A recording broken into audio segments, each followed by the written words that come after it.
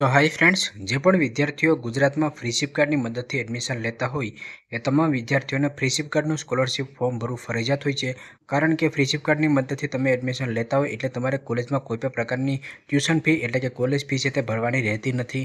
પરંતુ જો તમે લોકો ફ્રીશિપ કાર્ડ સ્કોલરશિપ માટેનું ફોર્મ ભરશો નહીં તો તમારી સ્કોલરશિપ જમા થશે નહીં, તો કોલેજવાળા તમારી પાસે ફી છે તે માંગી શકે છે. કારણ કે જે ફ્રીશિપ કાર્ડની રકમ હોય છે એટલે કે જે કોલેજની ફી હોય છે એ સ્ટુડન્ટના અકાઉન્ટમાં જમા કરવામાં આવતી હોય છે. એ વિદ્યાર્થીને એની રકમ છે ઉપાડી અને ત્યાર પછી 7 દિવસની અંદર કોલેજમાં જમા કરવાની હોય છે. તો એસસી અને એસટી કેટેગરી મુજબ અલગ અલગ એમાં નિયમ હોઈ શકે, પરંતુ ફ્રીશિપ કાર્ડનું સ્કોલરશિપનું ફોર્મ ભરવું ખૂબ જ ફરજિયાત હોય છે. તમને કોલેજની ફી છે એ તો તમને ફ્રીશિપ કાર્ડ સ્કોલરશિપમાં મળી જ જશે ને. આ ઉપરાંત તમને જે અન્ય નિભાવ ખર્ચ છે એ પણ મળતો હોય છે, એટલે કે સ્કોલરશિપની રકમ અન્ય પણ તમને મળતી હોય છે. તો જે પણ વિદ્યાર્થીઓ ફ્રીશિપ કાર્ડની મદદથી એડમિશન લેતા હોય એ તમામ વિદ્યાર્થીઓને ફ્રીશિપ કાર્ડ સ્કોલરશિપનું ફોર્મ છે તે ફરજિયાત ભરવાનું રહેશે. હું દર વર્ષે વિડીયો બનાવતો હોઉં છું. ઘણા બધી વિદ્યાર્થી ભાઈઓ બહેનોની કોમેન્ટ આવતી હોય છે કે હું ફ્રીશિપ કાર્ડનું સ્કોલરશિપનું ફોર્મ ભરવા માટેનું ચૂકી ગયો છે અને હવે કોલેજોવાળા છે એ મારી પાસે ફી માંગે છે. જ્યાં સુધીમાં ફોર્મ ભરવાની તારીખ આપેલી હોય ત્યાં સુધીમાં તમામ વિદ્યાર્થીઓને ફોર્મ છે તે ભરી નાખવી જોઈએ. તમારી ફોર્મની પ્રોસેસ સક્સેસફુલી થઈ ગઈ હોય અને ત્યાર પછી જો કોલેજવાળા ફી માંગતા હોય તો એ કોલેજનો વાંક આપણે ગણી શકીએ, પરંતુ વિદ્યાર્થીને પોતાની જે જવાબદારી છે એ પૂરેપૂરી નિભાવવી જોઈએ અને એને છેલ્લી તારીખ પહેલાં ફોર્મ છે તે ભરવું જોઈએ. તો આ વિડીયોમાં ફ્રીશિપ કાર્ડ ધરાવતા તમામ વિદ્યાર્થીઓ જેમ કે એસસી કેટેગરીના હોય કે એસટી કેટેગરીના હોય, તો બહેન હોય કે ભાઈ હોય તો એને કયું ફોર્મ ભરવું જોઈએ અને કઈ યોજના પસંદ કરવી જોઈએ એની પણ હું તમને સંપૂર્ણ માહિતી આપીશ અને ફોર્મ કઈ રીતે ભરવાનું છે એની પણ હું તમને A to Z માહિતી આપવાનો છું. આ ચેનલમાં સ્કોલરશિપની તમામ અપડેટ તમને મળતી રહેશે. તો જો તમે ચેનલમાં નવા હોય તો ચેનલને સબસ્ક્રાઈબ કરી રાખજો અને ડેઇલી અગત્યના અપડેટ માટે ઇન્સ્ટાગ્રામ પેજને પણ ફોલો કરી લેજો, કારણ કે ઇન્સ્ટાગ્રામ પેજમાં ડેઇલી અપડેટ છે તે આવતી હોય છે. તો હવે આપણે વિડીયોના ટોપિક પર આવીએ. ફ્રીશિપ કાર્ડ ધરાવતા વિદ્યાર્થીઓને ડીજે ગુજરાત સ્કોલરશિપ પોર્ટલ ઉપર જ સ્કોલરશિપનું ફોર્મ છે તે ભરવાનું હોય છે. તો ઉપર અહીંયા તમને ડીજે ગુજરાત સ્કોલરશિપની વેબસાઇટ જોવા મળશે, એ તમારે ઓપન કરવાની રહેશે. જે તમે મોબાઈલમાં પણ ઓપન કરી શકો છો અને કમ્પ્યુટરમાં પણ ઓપન કરી શકો છો.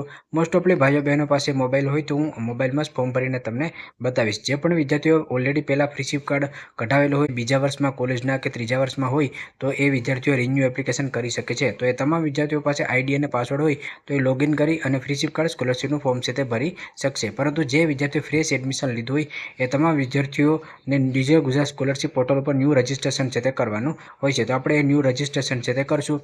ડીજે ગુજરાત સ્કોલરશિપ પોર્ટલમાં આવી અને લેટેસ્ટ અપડેટના પેજમાં તમે આવશો તો અહીંયા તમને માહિતી જોવા મળશે કે જે વિદ્યાર્થીઓ એસસી એટલે કે અનુસૂચિત જાતિ કેટેગરીમાં આવતા હોય એને ફોર્મ ભરવા માટેની છેલ્લી તારીખ છે તે 30/9 છે. એટલે કે જે પણ વિદ્યાર્થીઓ એસસી કેટેગરીમાં આવતા હોય એને ફ્રીશિપ કાર્ડથી એડમિશન લીધું હોય કે ફ્રીશિપ કાર્ડ વગર એડમિશન લીધું હોય અને 30/9 પહેલાં પોતાની સ્કોલરશિપનું ફોર્મ છે તે ભરી નાખવું જોઈએ. જે એસટી કેટેગરીના વિદ્યાર્થીઓ માટે છે એની જ્યારે તારીખ ડિક્લેર કરવામાં આવશે ત્યારે પણ હું 100% ઇન્સ્ટાગ્રામ પેજમાં અને યુટ્યુબમાં અપડેટ છે તે આપી દઈશ. તો જે પણ વિદ્યાર્થીઓ રિન્યૂ એપ્લિકેશન કરવાના હોય એની પાસે ઓલરેડી આઈડી પાસવર્ડ હશે તો એ લોગિન કરી શકે છે. પરંતુ જે પ્રથમ વખત જ સ્કોલરશિપનું ફોર્મ ભરતા હોય તો અહીંયા એને ન્યૂ રજિસ્ટ્રેશન જોવા મળશે, એના પર ક્લિક છે તે કરવાનું રહેશે. એના પર ક્લિક કરશો તો વિદ્યાર્થીને રજિસ્ટ્રેશન કરવાનું રહેશે. તો અહીંયા વિદ્યાર્થી પોતાનો મોબાઈલ નંબર નાખશે, પોતાનો ઈમેલ આઈડી નાખશે, ત્યાર પછી એને જે પણ મનગમતો પાસવર્ડ બનાવવો હોય એ પાસવર્ડ અહીંયા નાખશે. ફરીથી પાસવર્ડ કન્ફર્મ કરશે. કેપ્ચા તમે જે જોઈ શકો છો એ તમે અહીંયા નાખી અને ત્યાર પછી સેવ કરશો એટલે મોબાઈલમાં ઓટીપી મોકલવામાં આવશે. ઓટીપી તમે નાખી દેશો એટલે સક્સેસફુલી તમારું રજિસ્ટ્રેશન છે તે થઈ જશે. જે તમારો આઈડી હશે, યુઝરનેમ એ તમારો મોબાઈલ નંબર હશે અને પાસવર્ડ જે તમે બનાવ્યો એ તમારો પાસવર્ડ હશે. તો આઈડી અને પાસવર્ડ તમને મોબાઈલમાં મળી જશે. ત્યાર પછી તમે લોકો ફરીથી લોગિનના પેજમાં આવી જશો. હવે તમારે લોગિન કરવાનું રહેશે. તો અહીંયા તમને સિલેક્ટ જોવા મળશે, ત્યાં તમે ઓકે કરશો તો અહીંયા મોબાઈલ નંબર જોવા મળશે. તો મોબાઈલ નંબર પર ક્લિક કરી અને હવે તમારે અહીંયા યુઝરનેમ અને પાસવર્ડ નાખીને તમારે લોગિન કરવાનું રહેશે. મોબાઈલ નંબર, પાસવર્ડ અને કેપ્ચા નાખશો તો જ અહીંયા તમને લોગિનનું બટન સક્રિય થશે, બાકી એ સક્રિય થશે નહીં. અને જો આ લોગિનનું બટન સક્રિય ના થતું હોય તો તમારે સમજી લેવાનું કે તમારા મોબાઈલ નંબર અથવા તો પાસવર્ડ બેમાંથી ગમે એ ખોટું હશે. એ તમે કમ્પ્લીટ ઓરિજિનલ નાખશો એટલે અહીંયા લોગિનનું બટન છે તે એક્ટિવ થઈ જશે. જો તમને પાસવર્ડ ખબર ના હોય કે ભૂલી ગયા હોય તો ફોરગેટ પાસવર્ડ કરીને તમે નવો પાસવર્ડ પણ બનાવી શકો છો. તો આઈડી અને પાસવર્ડ નાખ્યા પછી નીચે લોગિન જોવા મળશે, એના પર તમે ક્લિક કરશો. એના પર ક્લિક કરશો એટલે તમારા મોબાઈલ નંબરમાં એક ઓટીપી છે તે મોકલવામાં આવશે. એ ઓટીપી તમારે અહીંયા નાખવાનો રહેશે. ઓટીપી નાખી અને ત્યાર પછી તમારે કન્ફર્મ કરવાનું રહેશે. જો ઓટીપી તમને મળ્યો ના હોય તો તમે રિસેન્ટ ઓટીપી પણ કરી શકો છો. ઓટીપી નાખી અને કન્ફર્મ કરશો એટલે તમે હવે ડીજે ગુજરાત સ્કોલરશિપ પોર્ટલમાં લોગિન થઈ જશો. લોગિન કર્યા પછી જેટલી પણ એપ્લિકેશન તમે કરેલી છે તમામ એપ્લિકેશન અહીંયા તમને જોવા મળશે. ત્યાર પછી ઉપર તમને 3 લાઈન જોવા મળશે, એના પર તમે ક્લિક કરશો. એના પર તમે ક્લિક કરશો તો નીચે તમને સર્વિસ જોવા મળશે, એના પર તમે ક્લિક કરશો.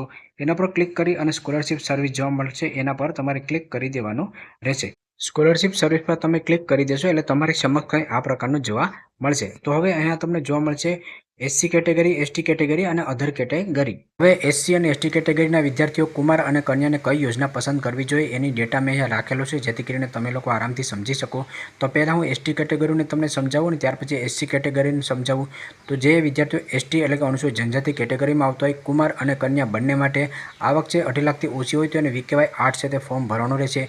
જે વિદ્યાર્થીની એસટી કેટેગરીમાં આવતા હોય અને એની આવક છે 2.5 લાખથી ઉપર હોય માત્ર કન્યાઓ માટે, તો એને વીકેવાય 6 છે તે ફોર્મ ભરવાનું રહેશે.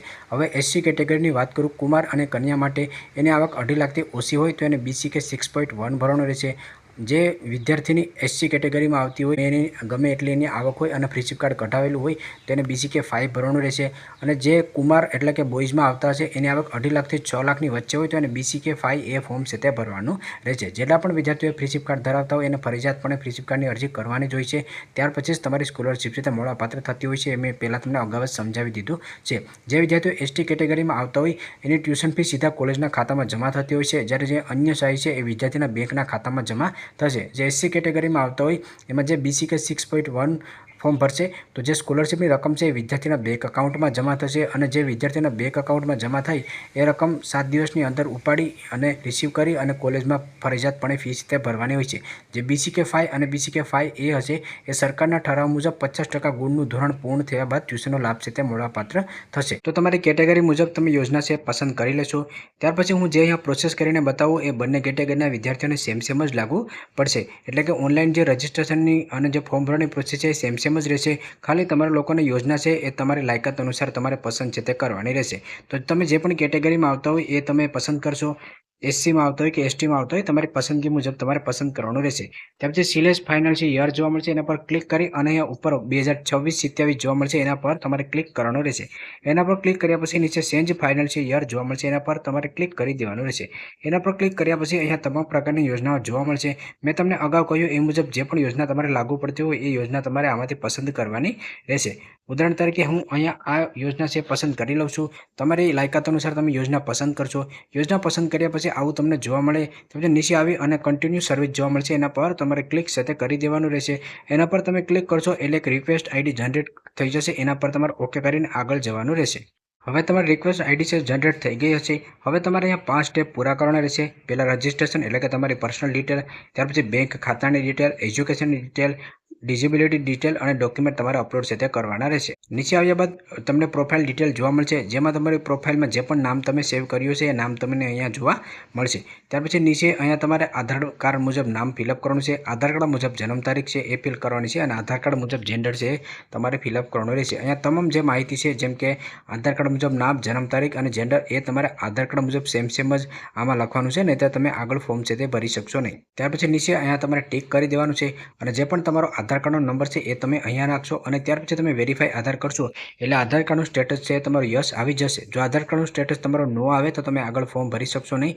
તો જો નો આવે તો તમારે આધાર કાર્ડ મુજબ નામ અથવા જન્મ તારીખમાં કાંઈ ભૂલ હશે એ સુધારો કરી અને ફરીથી વેરીફાઈ આધાર કરશો એટલે યસ છે તે આવી જશે. રિઝર્વ ગુજરાત સ્કોલરશિપમાં ફોર્મ ભરવા માટે વિદ્યાર્થીનું રેશન કાર્ડ સાથે KYC થયેલું ફરજિયાત હોવું જોઈએ. તો અહીંયા જે પણ સ્ટુડન્ટ છે એનો રાશન કાર્ડનો મેમ્બર નંબર છે એ નાખવાનો રહેશે. તો જે તમારું રાશન કાર્ડ છે એ તમે ઓપન કરશો. રાશન કાર્ડ ઓપન કર્યા પછી જે પાછળનું પેજ હશે એમાં તમે જશો તો નીચે જે પણ તમારા નામ હશે ત્યાં વિદ્યાર્થીનું જે મેમ્બર નંબર છે એ લખેલો છે, એ મેમ્બર નંબર તમે અહીંયા નાખી દેશો અને ત્યાર પછી ગેટ ડિટેલ પર ઓકે કરશો એટલે વિદ્યાર્થીની તમામ ડિટેલ છે તે આવી જશે. તમારા રાશન કાર્ડનો નંબર અને મેમ્બરનો નંબર અને એનું નામ છે તે આવી જશે અને તમારી KYC થયેલ છે કે નહીં એ પણ આવી જશે. તો સ્કોલરશિપનું ફોર્મ ભરવા માટે KYC થયેલી ફરજિયાત હોવી જોઈએ. ત્યાર પછી અહીંયા તમારે ટિક કરી દેવાનું છે. ત્યાર પછી વિદ્યાર્થીને સ્ટુડન્ટનો OTR નંબર છે તે નાખવાનો રહેશે. તો સ્ટુડન્ટનો OTR નંબર છે એ તમારી કોલેજમાંથી કહેવામાં આવે કે ફરજિયાતપણે તમારે આપવાનો છે. તો તમારે OTR નંબર છે તે જનરેટ કરવાનો રહેશે. OTR નંબર કઈ રીતે જનરેટ કરવાનો રહેશે એના પર મેં ઓલરેડી વિડીયો બનાવેલો છે, જે તમને પ્લેલિસ્ટમાં મળી જશે. તો OTR નંબર જનરેટ કરી અને ત્યાર પછી ગેટ OTR કરશો એટલે તમને OTR નંબર છે તે મળી જશે. અને જો કોલેજમાં એવું કહેવામાં આવે કે OTR છે ફરજિયાત નથી તો એ તમે ખાલી પણ રાખી શકો છો. ત્યાર પછી અહીંયા માતાનું નામ છે એ ફિલઅપ કરવાનું છે. કોમ્યુનિટી અને કેટેગરી જોવા મળશે, એના પર ક્લિક કરી અને તમે જે પણ કેટેગરીમાં આવતા હોય SC, ST, SC પૈકી અતિ પછાત જાતિ જે પણ કેટેગરીમાં આવતો હોય એ કેટેગરી તમારે સિલેક્ટ કરવી। એ કેટેગરી સિલેક્ટ કર્યા પછી તમારી કાસ્ટ જે હોય એ તમારે સિલેક્ટ કરવાની છે। આમાંથી તમામ સબ કાસ્ટ ખુલી જશે, એમાંથી જે પણ તમારી કાસ્ટ હોય એ સિલેક્ટ કરવી। રિલિજનમાં હિન્દુ, બૌદ્ધ વગેરે જોવા મળશે, તમે જે પણ ધર્મમાંથી આવતો એ સિલેક્ટ કરવું।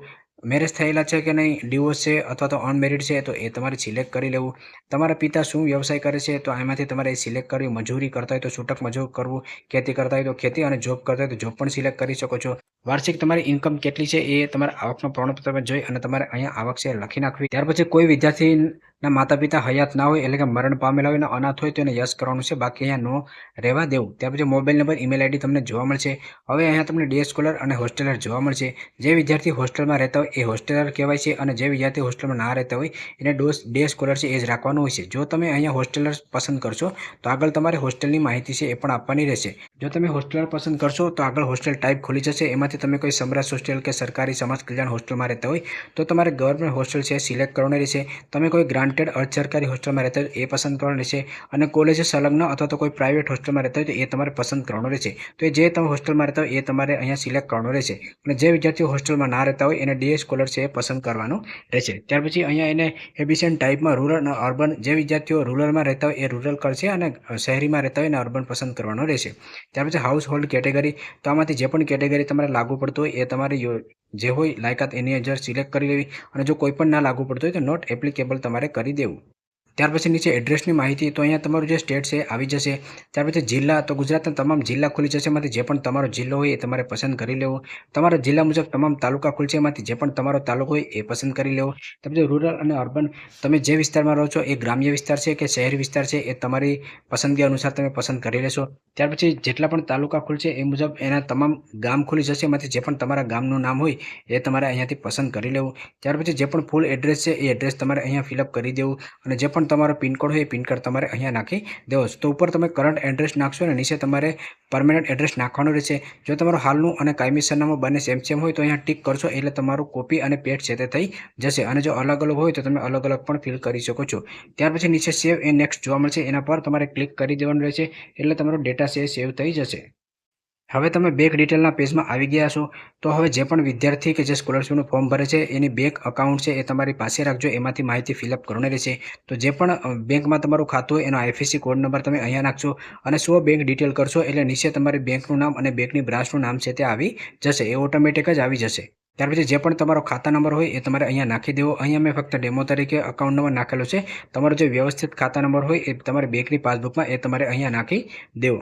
બેંકનો આઈએફએસસી કોડ અને ખાતા નંબર છે એ સમજી વિચારીને વ્યવસ્થિત જ નાખો, કારણ કે જે પણ તમારી સ્કોલરશિપ છે એ તમારા બેંક ખાતામાં જ આવશે। ઘણીવાર ઘણા વિદ્યાર્થીઓના ડીએમ આવતા હોય છે ઇન્સ્ટાગ્રામમાં કે સર મારું જે બેંક ખાતું નાખ્યું હતું એ આધાર કાર્ડ સાથે લિંક નહોતું તો મારી સ્કોલરશિપ છે જમા નથી થઈ। તો તમારે ખૂબ જ ધ્યાન રાખવાની છે, તમે જે પણ બેંક ખાતું આપશો એ તમારું આધાર કાર્ડ સાથે લિંક થયેલું હોવું જોઈએ, તો જ તમારી સ્કોલરશિપ છે તે જમા થશે। તો જે બેંક ખાતું તમે આપો એના અકાઉન્ટ નંબર વ્યવસ્થિત નાખવા, અને તમારા આધાર કાર્ડ સાથે લિંક થયેલું હોવું જોઈએ। ત્યાર પછી નીચે હવે અહીંયા તમારે જે પણ બેંકની પાસબુકમાં તમારું નામ છે એ મુજબ સેમ નામ લખી નાખવું। ત્યાર પછી અહીંયા ટીક કરી દેવું, અને સેવ એન્ડ નેક્સ્ટ જોવા મળશે, એના પર તમારે ટીક કરી દેવાનું રહેશે। આગળ તમારું સેવ અને નેક્સ્ટ પેજ ના જાય તો ઉપર અહીંયા તમે ટીક જોવા મળશે, એના પર પણ તમારે ટીક છે તે કરી દેવું। ત્યાર પછી સેવ એન્ડ નેક્સ્ટ કરશો એટલે ડેટા તમારો સેવ થઈ જશે। હવે તમે એજ્યુકેશનના પેજમાં આવી ગયા છો, એટલે કે હવે તમારે શૈક્ષણિક લાયકાતની માહિતી છે ફિલઅપ કરવાની રહેશે। તો સિલેક્ટ યોર એડમિશન ટાઈપ, તો તમે કઈ સીટમાં એડમિશન લીધું છે એ માહિતી આપવાની રહેશે, જેમ કે મેનેજમેન્ટ કોટામાં લીધું હોય, સેલ્ફ ફાઇનાન્સ કોલેજમાં લીધું હોય, વેકેન્ટ સીટમાં લીધું હોય, તો એ તમે જે પણ સીટમાં એડમિશન લીધું એ પસંદ કરશો। યુનિવર્સિટીનો એનરોલમેન્ટ નંબર છે નાખવાની જરૂર નથી, એટલે કે ફરજિયાત નથી। ત્યાર પછી તમે જે પણ કોર્સમાં એડમિશન લીધું હોય એ તમે પસંદ કરશો, જેમ કે તમે એમબીબીએસમાં લીધું હોય તો મેડિકલ કરશો, બીએસસી નર્સિંગમાં લીધું હોય તો પેરામેડિકલ કરશો, બી ફાર્મ ડી ફાર્મમાં લીધું હોય તો ફાર્મસી કરશો, એજ્યુકેશનમાં લીધું હોય તો એ મુજબ કરશો, તમે બીએસસીમાં લીધું હોય તો સાયન્સ પસંદ કરશો, બીબીએસસીમાં લીધું હોય વેટરનરી પસંદ કરશો, તમે લોમાં લીધું હોય, આઈટીઆઈમાં લીધું હોય, જેમાં પણ લીધું હોય એ તમારી કોર્સ મુજબ તમે અહીંયાથી પસંદ કરવાનું રહેશે। ત્યાર પછી એના સબ કોર્સ ખુલશે, જેમ કે મેં મેડિકલ લીધેલું છે તો અહીં એમડી ખુલશે, એમબીબીએસ આવશે, આયુર્વેદિક આવશે, હોમિયોપેથિક આવશે, બીએનવાયએસ આવશે। તો જે પણ કોર્સ તમારે સબ કોર્સ આવતો હોય એ તમારે પસંદ કરવાનો રહેશે। ત્યાર પછી અહીંયા યર સિલેક્ટ કરવાનું છે, તો જો તમે પ્રથમ વર્ષે અરજી કરતા હોય તો અહીંયા ફર્સ્ટ યર આવશે, તમે બીજા વર્ષે કે ત્રીજા વર્ષે અરજી કરતા હોય તો સેકન્ડ યર થર્ડ યર છે તે આવતું હોય છે। તો એ મુજબ તમે ફ્રેશ એપ્લિકેશન કરતા હોય તો ફર્સ્ટ યર પસંદ કરવું, ને રિન્યૂ કરતા હોય તમારી જે પણ વર્ષ હોય એ પસંદ કરવું। ત્યાર પછી નીચે તમે જે પણ કોલેજમાં એડમિશન લીધેલું છે એનો જિલ્લો કયો છે, તો જે તમારી કોલેજ છે એનો જિલ્લો કયો છે એ તમારે અહીંયાથી પસંદ કરવાનો રહેશે. તમામ જિલ્લા ખુલી જશે. જે કોલેજમાં તમે એડમિશન લીધું એ જિલ્લો પસંદ કરવો. એ જિલ્લા મુજબ જ તમામ કોલેજ છે તે ઓપન થશે. તો આમાંથી જે કોલેજમાં તમે એડમિશન લીધું એ કોલેજ તમારે પસંદ કરવી. અહીંયા તમારી કોલેજ ના આવતી હોય તો એ કોલેજનો જિલ્લો છે તે અલગ હોઈ શકે છે, તો એ જિલ્લો તમારે અહીંયાથી તપાસી લેવો. તો જિલ્લો અને કોલેજ પસંદ કર્યા બાદ યોર પ્રેઝન્ટ બ્રાન્ચ કોર્સ, જો આમાં તમને કંઈ જોવા મળે તો એ પસંદ કરશો, બાકી તમે સિલેક્ટ જ રહેવા દેશો. ત્યાર પછી જે કોલેજમાં તમે એડમિશન લીધું છે એનું જે સત્ર ચાલુ થયું છે અને જે સત્ર પૂરું થશે એની તારીખ છે એ તમારે નાખવાની રહેશે. તો અહીંયાથી તમે કેલેન્ડરમાંથી એ તારીખ છે એ તમે અહીંયા ફિલઅપ કરી શકો છો. આ જે તારીખ છે એ તમને કોલેજમાંથી મળી જશે, એટલે કે જે પણ તમે કોલેજમાં અભ્યાસ કરતા હોય કે યુનિવર્સિટીમાં અભ્યાસ કરતા હોય તો ત્યાંથી તમે જ્યારે સ્કોલરશિપનું ફોર્મ ભરવા માટેનું કહેશો તો એ લોકો તમને આ તારીખ છે તે પ્રોવાઈડ કરી દેશે. એટલે કે આ તારીખ તમને કોલેજમાંથી મળી જશે, એ તારીખ તમારે અહીંયા નાખવાની રહેશે. ત્યાર પછી નીચે હવે એજ્યુકેશન ડિટેલ નાખવાની છે. તો જે પણ વિદ્યાર્થીઓ અત્યારે યુજીના પ્રથમ વર્ષમાં હોય, એટલે કે જે વિદ્યાર્થીઓ એમબીબીએસમાં, બીએસસી નર્સિંગમાં, બીબીએમાં વગેરે કોર્સમાં હોય, એ વિદ્યાર્થીઓ 3, 10, 11 અને 12ની માહિતી નાખવાની રહેશે. અને જે વિદ્યાર્થીઓ પોસ્ટ ગ્રેજ્યુએશનમાં હોય, જેમ કે એમબીએમાં હોય તો 3, 10, 11, 12 અને કોલેજના 3 વર્ષની માહિતી નાખવાની હોય છે. 3, 10થી લઈ અને છેલ્લે તમે જે અભ્યાસ કર્યો એ તમામ વર્ષની માહિતી તમારે નાખવાની હોય છે. તો માહિતી નાખવા માટે પહેલાં સિલેક્ટ યોર કોર્સ, તો આમાં તમે ધોરણ 10થી સ્ટાર્ટ કરશો. એ સિલેક્ટ કર્યા પછી બાજુમાં તમારે એક મેનુ છે ખુલી જશે, એમાંથી ફરીથી તમે ધોરણ 10 ઓપન કરશો અને આ સ્ટ્રીમ, તો ધોરણ 10માં તમે જનરલ લખી નાખશો. ત્યાર પછી ધોરણ 10નો સીટ નંબર નાખશો. ધોરણ 10માં તમે પાસ કર્યો પાસિંગ યર નાખશો અને ધોરણ 10માં કેટલા ટકા હતા એ તમે નાખી અને એડ તમારે કરવાનો રહેશે. એ મુજબ ફરીથી તમે અહીંયાથી ધોરણ 11 છે એ પસંદ કરશો. ત્યાર પછી અહીંયા ફરીથી તમે 11 પસંદ કરશો અને બાજુમાં સ્ટ્રીમ જોવા મળશે, ત્યાં તમારે જે પણ સાયન્સ હોય, કોમર્સ હોય, આર્ટ્સ હોય એ પસંદ કરશો. ધોરણ 11નો સીટ નંબર, પાસિંગ યર અને પર્સન્ટેજ નાખીને એડ કરશો, એટલે તમામ ડેટા તમારે સેવ થતા જશે. જેમ કે અહીંયા મેં ધોરણ 10, 11 અને 12ના ડેટા નાખેલા છે, તો એ તમને જોવા મળશે. 10માં જનરલ, 11, 12માં સાયન્સ હતું, એટલે એક તમારે કોમર્સ, આર્ટ્સ હોય તો નાખી શકો છો. સીટ નંબર છે એ ડેમો તરીકે નાખેલા છે, તમારી માર્કશીટમાં હોય એ મુજબ તમે સીટ નંબર નાખશો. પાસિંગ યર તમે જે નાખશો એ જોવા મળશે અને ટકાવારી તમે નાખશો એ પણ જોવા મળશે. મેં ડેમો તરીકે નાખેલા છે એટલે તમને આવા જોવા મળશે. જો કોઈ માહિતીમાં ભૂલ થઈ હોય તો તમે એડિટ પણ કરી શકો છો અને વધારાના નખાઈ ગઈ તો ડિલીટ પણ કરી શકો છો. તો આવી રીતે તમે એજ્યુકેશનની માહિતી છે ફિલઅપ કરી લેશો. ત્યાર પછી નીચે આવશો તો કોઈ પણ વિદ્યાર્થીને અભ્યાસમાં ગેપ હોય તો એની માહિતી આપવાની રહેશે. જેમ કે તમે 2023માં 12મું પાસ કર્યું હોય અને તમે 2025માં એડમિશન લેતા હોય તો તમારે વચ્ચે 2024નો ગેપ છે તે ગણાતો હોય છે. તો અહીંયા જો તમારે ગેપ હોય તો તમારે યસ કરવાનું રહેશે. તમે યસ કરશો તો નીચે તમને પૂછશે કે તમારે કેટલા વર્ષનો ગેપ છે. તો 1 વર્ષ, 2 વર્ષ, 3 વર્ષ જેટલા વર્ષનો ગેપ હોય તો તમારે લખવાનું રહેશે. અને જો તમારા અભ્યાસમાં કોઈ ગેપ ના હોય તો તમારે નો કરી દેવાનું રહેશે. ત્યાર પછી નીચે આવશો તો હવે તમારે એડમિશન ફી, ટ્યુશન ફી, અન્ય ફી અને પરીક્ષા ફીની માહિતી નાખવાની રહેશે. તો આ જે ફીની માહિતી છે એ તમારી કોલેજમાંથી તમને મળી જશે. સત્રની ચાલુ તારીખ, એન્ડ તારીખ અને ફીની માહિતી છે એ તમને કોલેજમાંથી જ મળી જશે. જ્યારે તમે કોલેજમાં એડમિશન માટે જતા હોય ત્યારે કોલેજમાં ગ્રુપ બની જતા હોય છે. તમારે જે કોર્સ કે કોલેજનું ગ્રુપ બન્યું છે એમાં તમને આ સ્કોલરશિપની માહિતી છે એ મળી જશે.